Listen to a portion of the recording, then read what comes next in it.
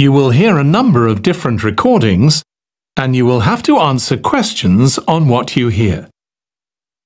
There will be time for you to read the instructions and questions, and you will have a chance to check your work. All the recordings will be played once only. The test is in 4 parts. At the end of the test, you will be given 10 minutes to transfer your answers to the answer sheet. Now turn to Part 1.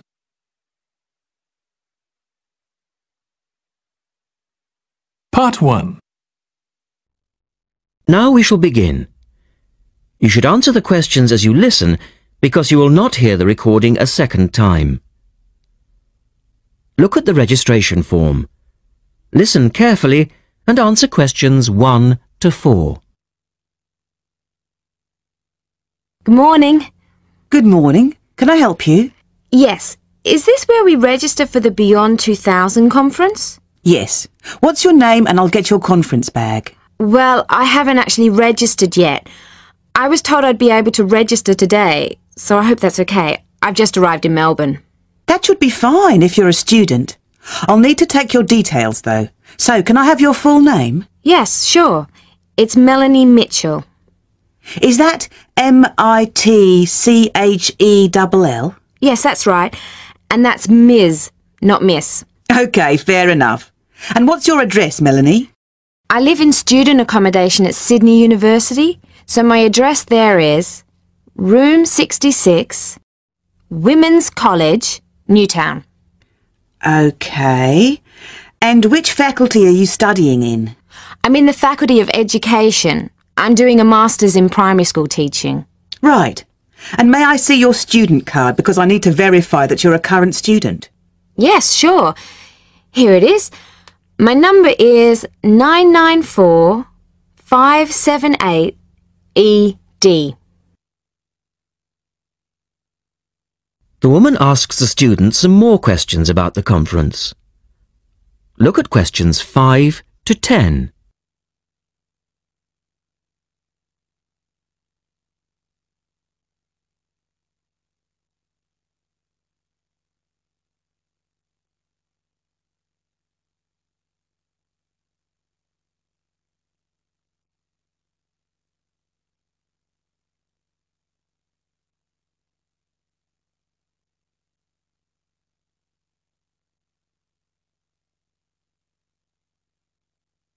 Now listen to their conversation and answer questions 5 to 10.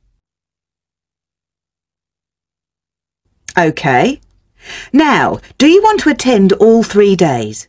The conference runs from Thursday to Saturday. Yes, I think so, if I can afford it. What does it cost? Well, you're eligible for a student discount, which makes it $15 for a day registration or $40 for the 3 days, though it is possible to register for half a day only. I'll register for all 3 days, please. Good.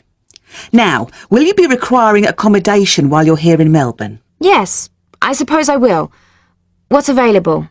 Well, we have several levels of accommodation. You can share a room with another student for $25 a night.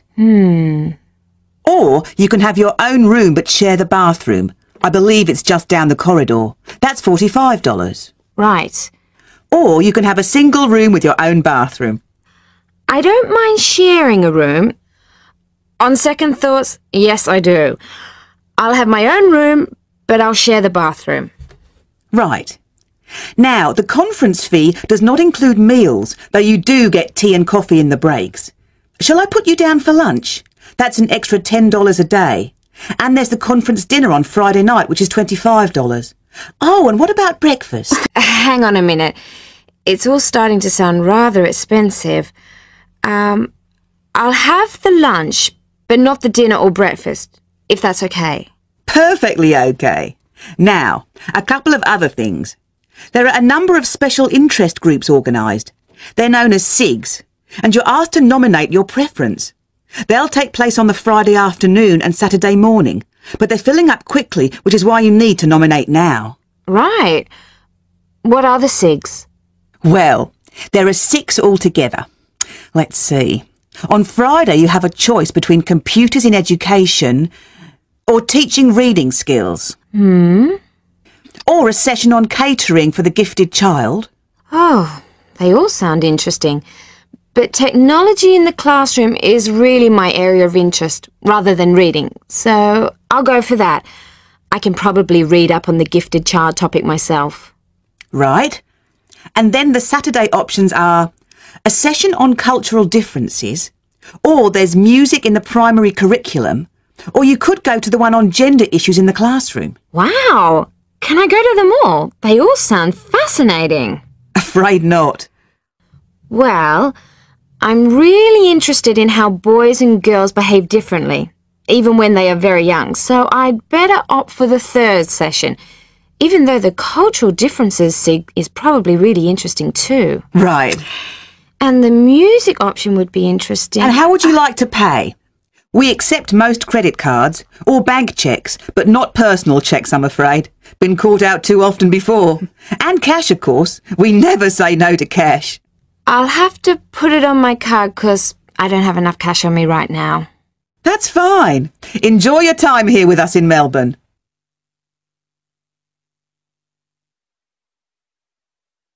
That is the end of part 1. You now have 1 minute to check your answers to part 1.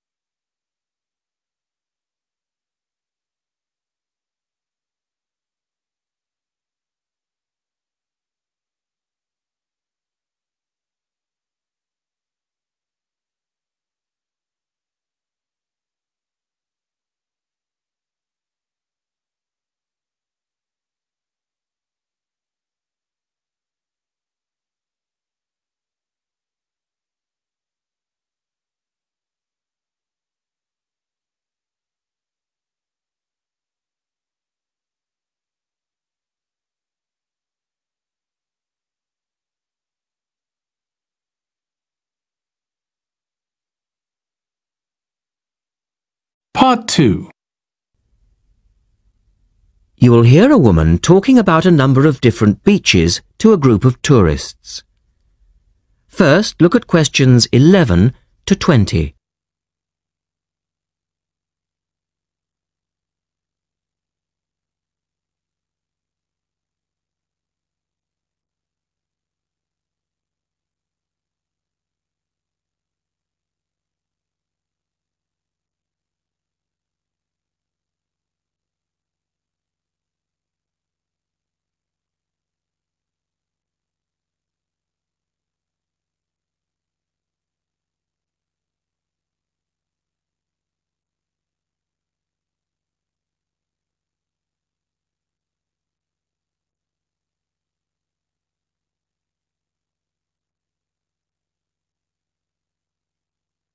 As you listen, answer questions 11 to 20. Right, let's move on to the beaches here, which are absolutely beautiful. You do have over 100 to choose from. They're mostly sandy beaches and they vary from the largest, which is 2.5 kilometres long, to tiny sandy coves. But there are a few that I'd really recommend you to visit. So, looking at this pamphlet, first of all, there's Bandella Beach. This beach is 1 kilometre away from the old fishing village of Bandella, which is a beautiful spot. If you park in the car park behind it, there's a small path which leads down to the bay. It's very pretty because the whole beach is backed by pine trees, so it's very sheltered. The beach itself is very clean and the water is shallow and safe.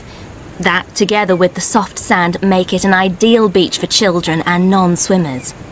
A little further round the coast, again to the east, in the eastern corner of the island, is the spectacular Da Polata Beach, which is basically a long inlet. The land around this beach is marshland. It's all marsh, and there's a stream which winds through it, and the stream goes into the sea. And the beach has lovely pale gold sand. Access to this beach is quite tricky, and not for the less energetic. You have to go down a long flight of steps, 190 to be exact. But you'll be relieved to know that there's also a road which winds down to a car parking area. When you're level with the sea, there is a handful of shops and bars, and you can hire some beds and umbrellas. Continuing round the island, just past the tip of Calne, is the next beach I'd suggest you visit, and this is San Get. Why? Because there isn't a beach longer than this on the island. If you want to know, it's exactly 2.5 kilometres long, and that's a bonus because it means it never gets overcrowded. It has golden sand and clear blue water shelving into the sea. There are several beach restaurants to choose from, and water sports are available when the water is calm. But check first. This beach operates a flag system, as the sea can get rough, and you should always swim between the flags. There's a large car park which gives you easy access to the eastern end of the beach, but the western end is much quieter and more wild, as it is harder to reach. Blanaka is another popular beach, just in the northwest corner of the island. It has incredibly white sand and sparkling water. There is ample car parking here and plenty of bars and restaurants. Blanaka has white cliffs all around it, and for those of you who'd like a little more to do than just lazing on the beach, there are caves here which you can explore in the cliffs, and you can also dive into the water from rock platforms along the side of the cove. Well, my final recommendation for today is Disador. Now, this beach isn't quite as easy to get to as the others I've talked about. It's quite a remote little beach, tucked away here next to Blanaka. You can reach Disador by a steep slope which goes over some sandbanks. The beach itself is small and pretty, with reddish-coloured sand and some stony areas on its eastern side. Despite being quite small, the bathing is good, and you can also go fishing here from the rocks at either side. It's a good idea to take some food and drink with you if you decide to go here, as there's only one little bar which isn't always open.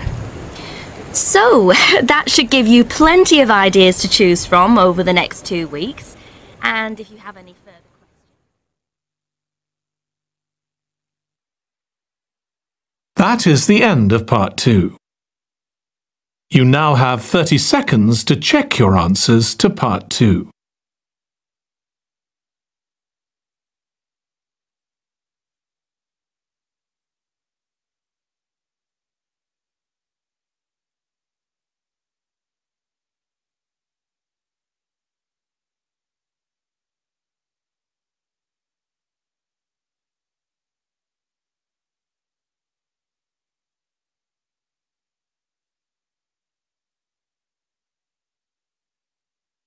Part 3. In this section, you will hear a discussion between a male interviewer and a woman who is the manager of a major bookstore. First, look at questions 21 to 24.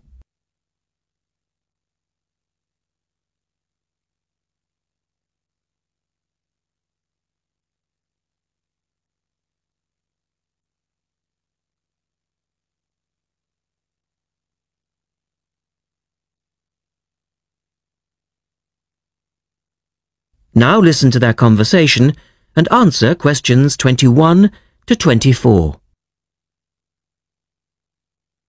The start of a new academic year is a challenge for booksellers. Lee Rogers talks to one major bookstore manager. Jenny Farrow, you're the manager of Dalton Books, and you sell an awful lot of books to students, don't you? Yes, we do. How do you manage to make sure that you're going to have the books students need when all the new courses begin? Basically, we make preparations long before they arrive. Like all other major book retailers, we have a database of information. And using that, we contact course conveners in May and ask them to send us their book lists. How many books are we talking about? For one course? Yes, as an example. An average course requires about 30 books. We ask lecturers to indicate whether a book is what we call essential reading. You know, the students simply have to get it, or whether it's what they would term recommended reading, or whether it's just a supplementary text that they tend to refer to as background reading. What about predicted buyers? It's not a perfect system, unfortunately. If a lecturer tells us that he expects us to sell 100 copies of a book, we know that we could actually sell anything from 50 to 150. That's why in practice, when it comes to ordering, it's a lot safer to go by the previous year's sales figures, if that's possible, of course, if we've sold the book before. We also build other factors into the equation, including the type of course that the books are for, the student's year group, and a measure of our own judgment.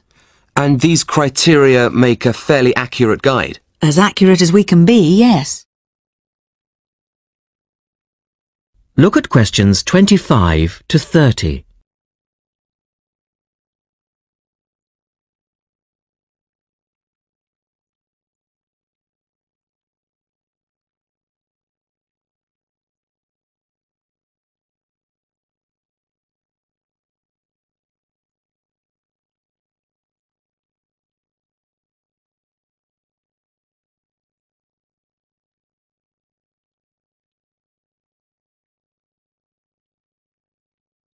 Listen carefully and answer questions 25 to 30.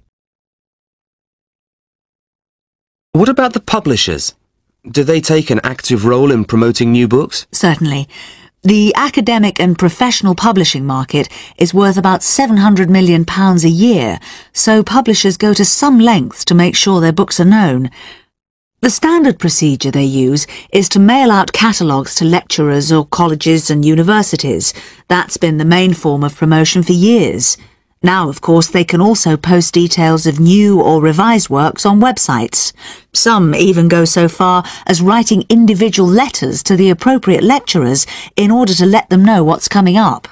The lecturers then contact you if they're interested? That's right. The publishers send us, the booksellers, inspection copies. Lecturers can then get a free copy and decide whether it's going to be suitable for their course. And how does it work with the students? What are they looking for and who helps them most? I think lecturers are best placed to understand the students' needs. Often the critical issue is what represents value for money for students. This is more important than price per se. Do students actually buy books before they start the course? Apparently, a large proportion of students wait to see what they need. Students have a firm idea of what constitutes a good book, so they tend to give themselves time to look at all the options before making a choice. They tend to go for books that are clear and easy to use. Often, the texts that their lecturers recommend turn out to be too academic and remain here on our shelves. Well, that was Jenny Farrow. And our guest tomorrow will be... That is the end of part 3. You now have 30 seconds to check your answers to part 3.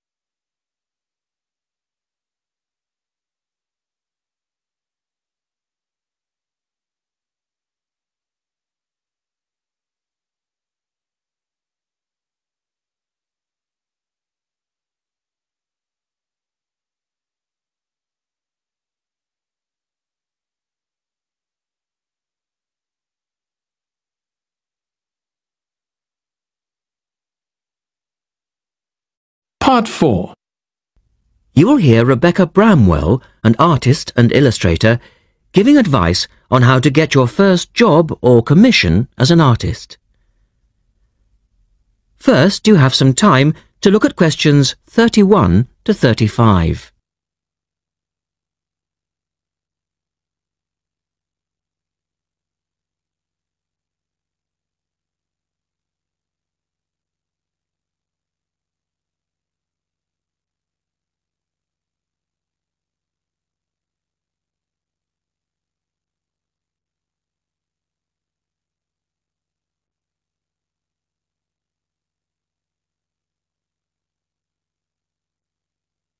Now listen carefully and answer questions 31 to 35.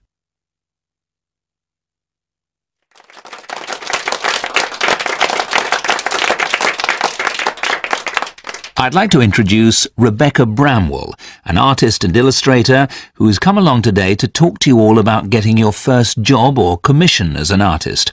Over to you, Rebecca. Thank you for inviting me.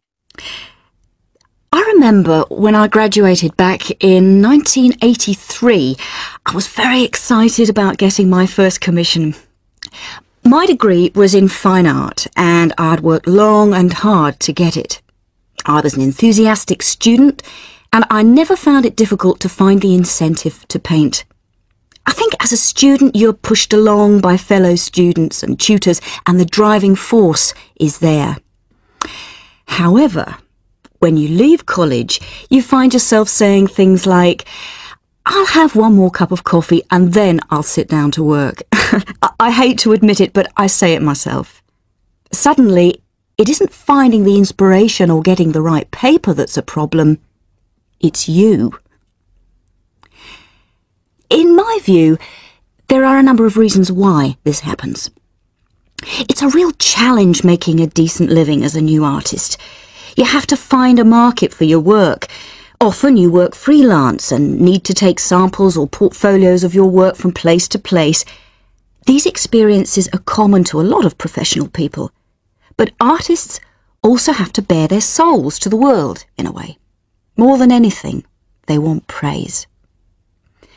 If people don't like what they create, then it can be a very emotional and upsetting experience hearing them say this. I began to realise that these problems were preventing me from having a career in art, and so I decided to experiment. I was a painter, but I started to dabble in illustration, drawing pictures for books, cards, and this offered me the opportunity to become more emotionally detached from my work. I was no longer producing images from the heart, but developing images for a specified subject, taking a more practical approach. I began to develop a collection of my illustrations, which I put into a portfolio and started to carry around with me to show prospective clients and employers. But it was still tricky because publishers, for example, want to know that your drawings will reproduce well in a book. But without having had any work published, it's hard to prove this. Having a wonderful portfolio or a collection of original artwork is, of course, a first step. But what most potential clients would like to see is printed artwork, and without this evidence, they tend to hold back still when it comes to offering a contract. Look at questions 36 to 40.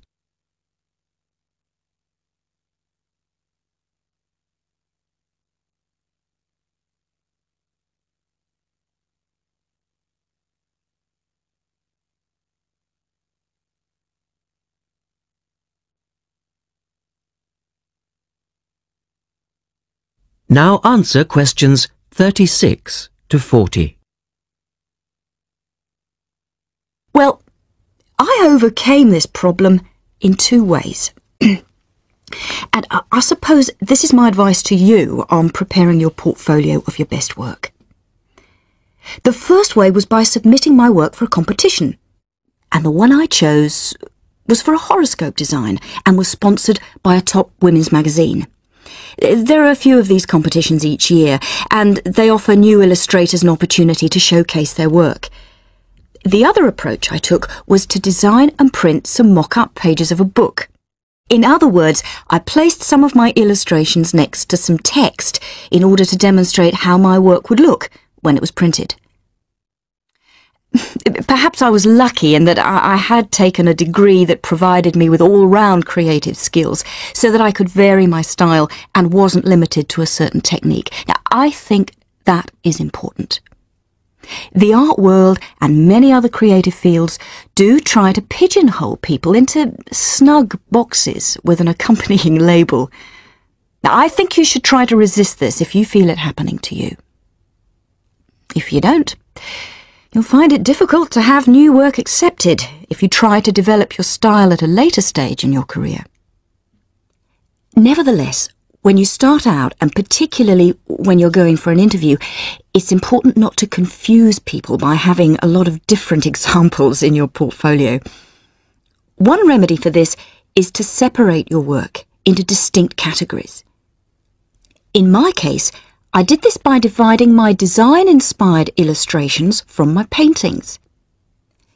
It's then easier to analyse the market suited to each portfolio, such as magazines, book jackets, CD covers, etc. Working under two names is also useful, as it clarifies the different approaches and offers a distinction between them. I think it's been hard for artists to be recognised in anything other than the pigeonholes that they've been placed in. But luckily, these barriers are slowly being demolished. So I really do wish you all the very